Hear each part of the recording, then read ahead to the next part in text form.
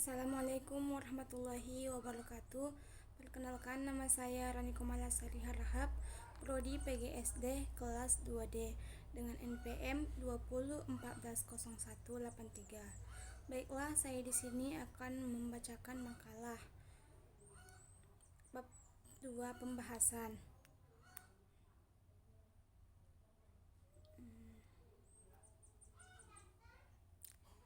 Definisi perencanaan adalah ada beberapa definisi tentang perencanaan yang rumusannya berbeda-beda. Misalnya, mengemukakan bahwa perencanaan ialah penyeleksi dan menghubungkan pengetahuan, fakta, imajinasi, dan asumsi untuk masa yang akan datang dengan tujuan memvisualisasi dan memformulasi hasil yang diinginkan. Urutan kegiatan yang diperlukan dan perilaku dalam batas-batas yang dapat diterima yang akan digunakan dalam penyelesaian. Perencanaan di sini menekankan pada usaha menyeleksi dan menghubungkan sesuatu dengan kepentingan masa yang akan datang, dan bagaimana usaha untuk mencapainya merupakan perencanaan. Definisi yang kedua mengemukakan bahwa perencanaan adalah hubungan antara apa yang akan sekarang dengan bagaimana seharusnya yang bertalian dengan keputusan, penentuan tujuan, prioritas program, dan alokasi sumber. Bagaimana seharusnya adalah mengacu pada masa yang akan datang. Perencanaan di sini menekankan pada usaha mengisi kesenjangan antara keadaan sekarang dengan keadaan yang akan datang, disesuaikan dengan apa yang dicita-citakan. Ialah menghilangkan jarak antara keadaan sekarang dengan keadaan mendatang yang diinginkan. Sementara itu, definisi yang lain tentang perencanaan dirumuskan sangat pendek. Perencanaan adalah suatu cara untuk mengantisipasi dan menyeimbangkan perubahan. Dalam definisi ini ada asumsi bahwa perubahan selalu terjadi. Perubahan lingkungan ini selalu diantisipasi, dan hasil antisipasi ini dipakai agar perubahan itu berimbang. Artinya, perubahan yang terjadi di luar organisasi pengajaran tidak jauh berbeda dengan perubahan yang terjadi pada organisasi itu. Organisasi tidak mengalami keguncangan, jadi makna perencanaan di sini adalah usaha mengubah organisasi agar sejalan dengan perubahan lingkungannya. Ketiga definisi tersebut di atas memperlihatkan rumusan yang berbeda. Yang satu mencari wujud yang akan datang beserta usaha untuk mencapainya. Yang lain menghilangkan kesenjangan antara keadaan sekarang dengan keadaan masa mendatang. Dan yang satu lagi mengubah keadaan agar sejalan dengan keadaan lingkungan yang juga berubah-ubah. Berdasarkan rumusan di atas, dapat dibuat rumusan bahwa perencanaan adalah suatu cara yang memuaskan untuk membuat kegiatan dapat berjalan dengan baik, disertai dengan berbagai langkah yang antisipasi guna memperkecil kesenjangan yang terjadi sehingga kegiatan tersebut mencapai tujuan yang telah ditetapkan. Perencanaan pembelajaran. Perencanaan atau pengajaran menurut Dengeng adalah upaya untuk mempelajarkan siswa. Dalam pengertian ini, secara implisit, dalam pengajar terdapat kegiatan memilih, menetapkan, mengembangkan metode untuk mencapai hasil pengajaran yang diinginkan. Pemilihan, penetapan, dan pengembangan metode ini didasarkan pada kondisi pengajaran yang ada. Kegiatan ini pada dasarnya merupakan inti dari perencanaan pembelajaran. Konsep pembelajaran yang dipakai dalam buku ini memiliki maksud yang sama dengan konsep pembelajaran yang telah disusun sebelumnya. Dalam hal ini, istilah pembelajaran dimiliki hakikat perencanaan atau perancangan sebagai upaya untuk mempelajarkan siswa. Itulah sebabnya dalam belajar, siswa tidak hanya berinteraksi dengan guru sebagai salah satu sumber belajar, tetapi mungkin berinteraksi dengan keseluruhan sumber belajar yang dipakai untuk mencapai tujuan pembelajaran yang diinginkan. Oleh karena itu, pembelajaran memutuskan perhatian pada bagaimana membelajarkan siswa dan bukan pada apa yang dipelajari siswa. Adapun perhatian terhadap apa yang dipelajari siswa merupakan bidang kajian dari kurikulum, yakni mengenai apa isi pembelajaran yang harus dipelajari siswa agar dapat tercapainya tujuan. Pembelajaran yang akan direncanakan memerlukan sebagai teori, Untuk merencanakan memerlukan berbagai teori untuk perencanaan agar rencana pembelajaran yang disusun benar-benar dapat memenuhi harapan tujuan pembelajaran. Untuk itu, pembelajaran sebagaimana disebut oleh De Grang.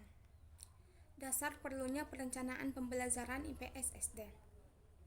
Perlunya perencanaan pembelajaran sebagaimana disebutkan di atas dimaksudkan agar dapat dicapai perbaikan pembelajaran.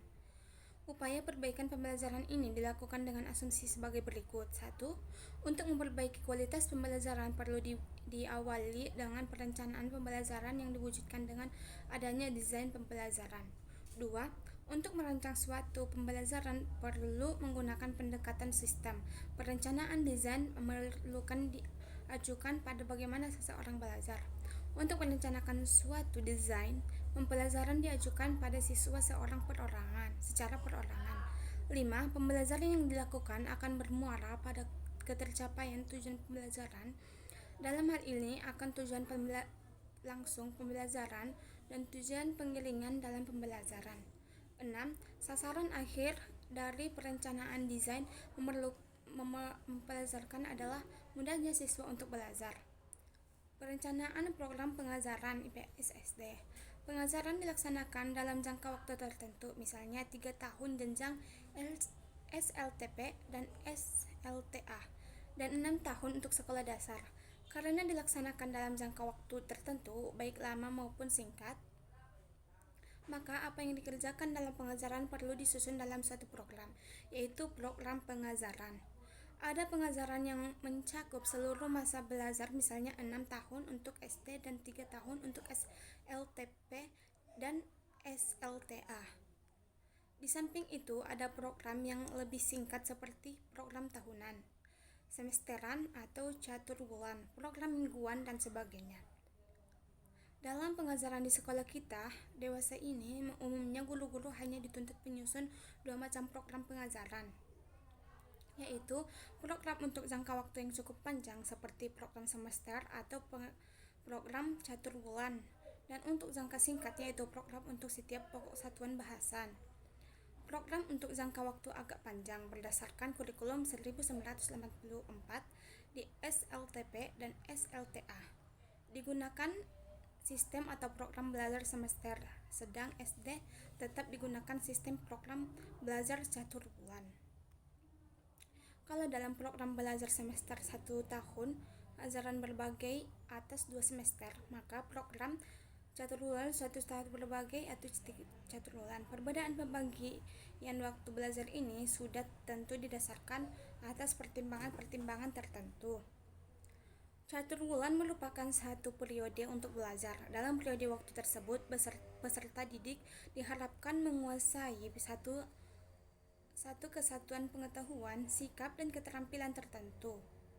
Pada setiap akhir catur bulan, diadakan evaluasi hasil belajar yang bisa disebut tes sumatif. Hasilnya setelah digabungkan dengan hasil-hasil evaluasi sebelumnya, dapat dijadikan tolok ukur perkembangan atau kemajuan belajar peserta didik pada catur bulan tersebut. Hasil evaluasi tersebut sampai batas tertentu juga dapat dipakai sebagai tolok ukur keberhasilan pengajaran yang dilakukan oleh guru pada catur bulan tersebut. Adapun unsur-unsur yang dapat biasanya terkandung dalam program suatu catur bulan tertentu meliputi A. Tujuan yang dicantumkan dalam program catur bulan adalah tujuan yang masih bersifat umum yang diangkat dari GBPP, yaitu tujuan kurikuler dan instruksional umum. B. Pokok atau satuan bahasan. Pokok satuan bahasan menunjukkan judul materi pelajaran yang akan dipelajari atau diajarkan dalam suatu catur bulan yang bersangkutan. Pokok atau satuan bahasan tersebut diambil dari GBPP tanpa atau dengan beberapa penyesuaian dan pengaturan kembali oleh guru yang bersangkutan. C. Metode mengajar. Sekalipun masih bersifat tentatif atau sementara dalam program catur bulan, hendaknya dicantumkan pula metode-metode mengajar yang direncanakan akan digunakan dalam mengajarkan setiap pokok atau satuan bahasan yang telah ditetapkan. D. Media dan sumber. Di samping metode mengajar untuk setiap pokok atau satuan bahasa dicantumkan pula media atau alat bantu buku sumber yang digunakan. Terima kasih. Assalamualaikum warahmatullahi wabarakatuh.